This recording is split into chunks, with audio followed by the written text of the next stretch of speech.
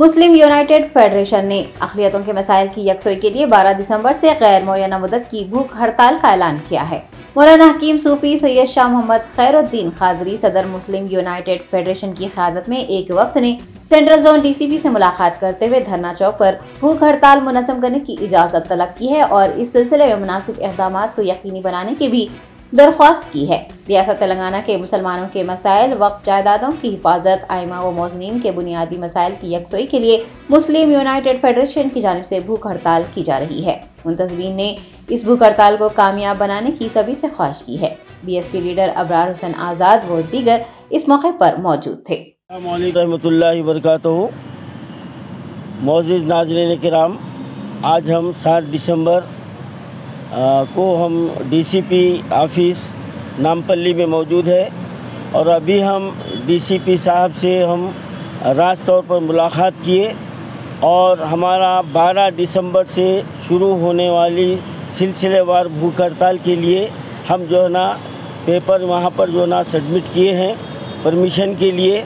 और अल्हम्दुलिल्लाह हमारे DCP साहब का बड़ा हमदर्दाना जो है ना रवैया रहा है और इंशाअल्लाह ताला हमको उम्मीद है कि क्योंकि हम जो मसाइल के लिए हम ये भूख हड़ताल का आगाज़ कर रहे हैं वो मुसलमानों के बुनियादी मसाइल है और आइम्मा मौज़नीन के बुनियादी मसाइल है और वक्फ बोर्ड की आमदनी का जो तकरीबन हिस्सा जो है ना ख़त्म किया जा रहा है।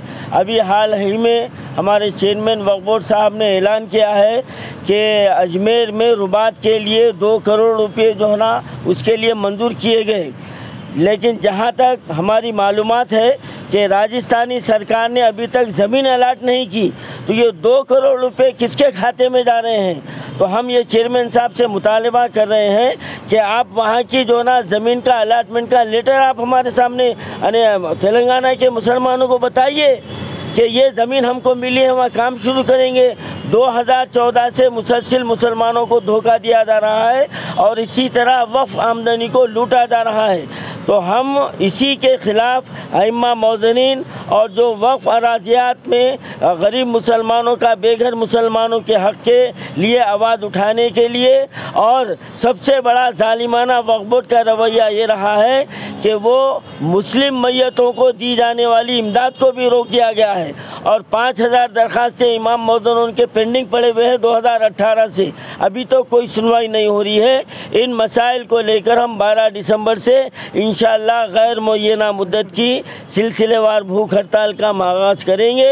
उसकी तैयारी का आगाज़ शुरू हो चुका है। मैं तमाम मुसलमानों से मैं अपील करता हूँ कि इस एहतजाजी प्रोग्राम को ज़्यादा से ज़्यादा शरीक हों और इसको कामयाब बनाएं। हम जो है ना इस एहतजाज का हमारा कलीदी मकसद ये है कि वक्फ बोर्ड के जो अराज़ियात तकरीबन लूटी जा रही है और हमारा ये मुतालिबा है कि बेघर मुसलमानों को लीज पर क़ानूनी तौर पर जो वक्फ एक्ट में मौजूद है 65 गज़ बेघर मुसलमानों को लीज पर दिया जाए। धरना चौक पर होगा, इंदिरा पार्क के सामने होगा।